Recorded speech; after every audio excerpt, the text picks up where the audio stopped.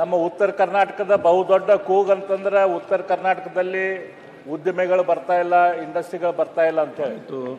ಸಾಕಷ್ಟು ಇಲ್ಲಿ ಜಾಗ ಇದ್ದರೂ ಕೂಡ, ಟ್ಯಾಲೆಂಟ್ ಅವೈಲೇಬಲ್ ಇದ್ದರೂ ಕೂಡ ಈ ಭಾಗದಲ್ಲಿ ಉದ್ಯೋಗ ಸೃಷ್ಟಿ ಆಗ್ತಾ ಇಲ್ಲ. ನಾವೆಲ್ಲ ಗೊತ್ತಾಗಿದೆ. ಈಗ ದೇವನಹಳ್ಳಿ ಹತ್ರ ಏನು ಏರೋಸ್ಪೇಸ್ ಪಾರ್ಕ್ ಗೌರ್ಮೆಂಟ್ ಮಾಡ್ಬೇಕಂತ ಮಾಡಿತ್ತು, ಅದಕ್ಕೆ ಅಲ್ಲಿಯ ರೈತರು ವಿರೋಧ ವ್ಯಕ್ತಪಡಿಸಿದ್ದಾರೆ. ಹಾಗಾಗಿ ಅಲ್ಲಿ ಮಾಡಬೇಕಾದಂಥ ಏರೋಸ್ಪೇಸ್ ಪಾರ್ಕ್ ಮಾಡ್ತಾ ಇಲ್ಲ ಈಗ ಅಲ್ಲಿ. ಹಾಗಾಗಿ ಅದೇ ರೀತಿ ಡಿಫೆನ್ಸ್ ಪಾರ್ಕ್ ಕೂಡ ಕರ್ನಾಟಕದಲ್ಲಿ 3 ಜಾಗದಲ್ಲಿ ಡಿಫೆನ್ಸ್ ಪಾರ್ಕ್ ಮಾಡ್ಬೇಕಂತೇಳಿ ಮಾನ್ಯ ಘನವತ್ತ ಸರ್ಕಾರ ಡಿಸಿಷನ್ ತೆಗೆದುಕೊಂಡಿದೆ ಅಂಥೇಳಿ, ಅಂದರೆ ಪ್ರಪೋಸಲ್ ಕಳಿಸಿದೆ ಅಂತ ನಾನು ಕೇಳಿಪಟ್ಟಿದ್ದೇನೆ.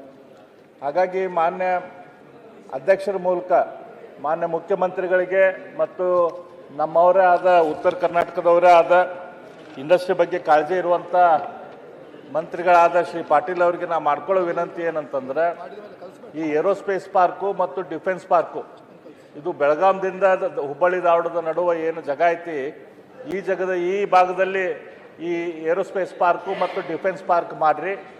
ಮತ್ತು 3 ಜಾಗದಲ್ಲಿ ನೀವು ಡಿಫೆನ್ಸ್ ಪಾರ್ಕ್ ಮಾಡ್ತೇವಂತೆ ಸೆಂಟ್ರಲ್ ಗೌರ್ಮೆಂಟಿಗೆ ಹೋದ್ರೆ ಅವ್ರು ಎಲ್ಲೂ ಕೊಡೋದಿಲ್ಲ. ಅವ್ರು ಒಂದೇ ಕಡೆ ಎಲ್ಲರೂ ನಾವು ಪ್ರಪೋಸಲ್ ಕೇಳಿದ್ರೆ ಕೊಡ್ತಾರೆ. ಹಾಗಾಗಿ ಸೆಮಿಕಂಡಕ್ಟರ್ ಪಾರ್ಕ್ ಕೂಡ ನೀವು ಕೋಲಾರದಲ್ಲಿ ಒಯ್ದಿರಿ. ಅಟ್ಲೀಸ್ಟ್ ಇಲ್ಲರಿ ಏರೋಸ್ಪೇಸ್ ಪಾರ್ಕರೇ ಇಲ್ಲೇ ಡಿಫೆನ್ಸ್ ಪಾರ್ಕರೇ ನಮಗೆ ಈ ಭಾಗದಲ್ಲಿ ಕೊಟ್ಟರೆ ಉತ್ತರ ಕರ್ನಾಟಕಕ್ಕೆ ನೀವು ದೊಡ್ಡ ಕೊಡುಗೆ ಕೊಟ್ಟಂಗೆ ಆಕೈತಿ. ಹಾಗಾಗಿ ನಾನು ಘನವತ್ತ ಸರ್ಕಾರದಲ್ಲಿ ವಿನಂತಿ ಮಾಡ್ಕೊಳ್ಳೋದಂತಂದ್ರೆ, ಇದಕ್ಕೆ ನೀವು ಪೂರಕ ಹೆಜ್ಜೆ ಅಂತ ತೆಗೆದುಕೊಳ್ರಿ.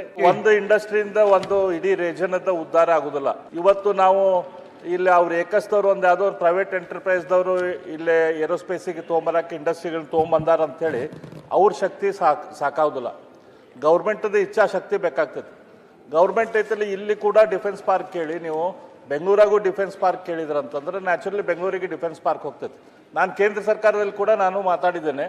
ಅವರು 3 ಕಡೆ ಕೇಳಿದರೆ ಹೆಂಗ್ರಿ, ನಮ್ಗೆ ಒಂದು ಕಡೆ ಎಲ್ಲರ ರಾಜ್ಯದಾಗ ಕೇಳಿದ್ರೆ ಅದಕ್ಕೆ ನಾವು ಮಾಡೋಕ್ಕಾಗ್ತೈತೆ ಅನ್ನುವಂಥ ಅವರು ವಿಚಾರವನ್ನು ವ್ಯಕ್ತಪಡಿಸಿದ್ದಾರೆ. ಹಾಗಾಗಿ ತಾವು ರಾಜ್ಯದಿಂದ ಒಂದು ಕಡೆ ಅದನ್ನು ನಮ್ಮ ಕಡೆ ಅದನ್ನು ಪ್ರಪೋಸಲ್ ತೊಗೊಂಬರುವಂಥದ್ದು ಮಾಡಿ.